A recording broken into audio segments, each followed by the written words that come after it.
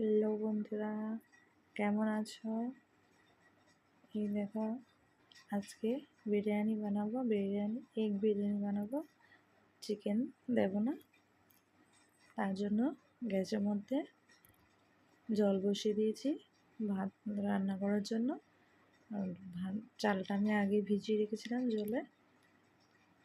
দেখো, তার মধ্যে সব মশলাগুলো নিয়েছি, সব কেটে কুটে রেডি করে নিয়েছি। এর মধ্যে দিয়ে দিলাম তেজপাতা, তারপরে আস্ত মশলাগুলো দিয়ে দিলাম। তার মধ্যে এলাচ, দারচিনি, তারপরে ছিল লং। এইগুলোই মোটামুটি ঘরে যা ছিল তাই দিয়েছি। তারপর একটা লেবু কেটে নিয়েছিলাম, লেবুটা তার মধ্যে দিয়ে দিলাম কয়েক ফোঁটা রস। তারপর চালগুলো দিয়ে দেব। চালগুলো দিয়ে ভালো করে নেড়ে ঢেকে দেব। চালটা মোটামুটি অর্ধেক থেকে বেশি একটু হবে। তারপর মাছ ছড়িয়ে নেব।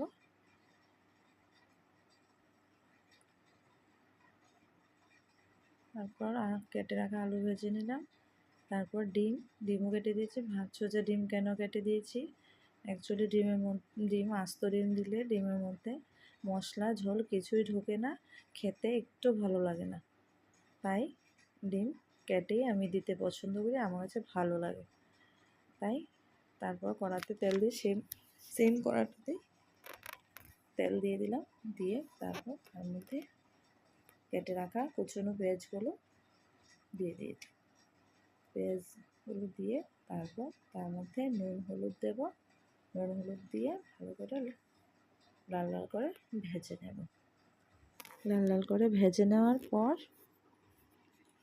তারপর তার মধ্যে একটা মশলা পেস্ট বানিয়ে রেখেছি, তার মধ্যে দিয়েছি আদা, রসুন, জিরে, ধনে, তারপর লঙ্কা, কাঁচা লঙ্কা দিয়েছি, কাশ্মীরি গুঁড়ো লঙ্কা দিয়েছি।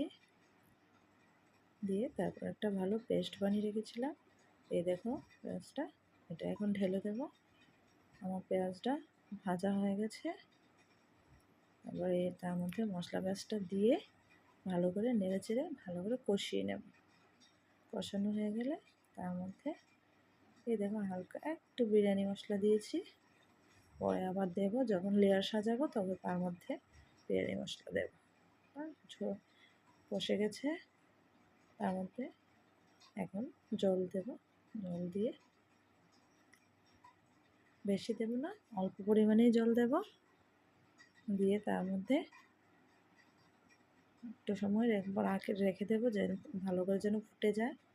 কারণ আলুগুলো সেদ্ধ হয়নি, আলুগুলো যেন ভালো করে সেদ্ধ হয়ে যায়। সেদ্ধ না হলে খেতে ভালো লাগবে না। বিরিয়ানির আলু খেতে খুব ভালো লাগে। এদিকে জল ঢেলে দিয়েছি, অল্পই দিয়েছি, বেশি দেব না। তারপর নেড়ে চেড়ে বলক ওঠার জন্য অপেক্ষা করব।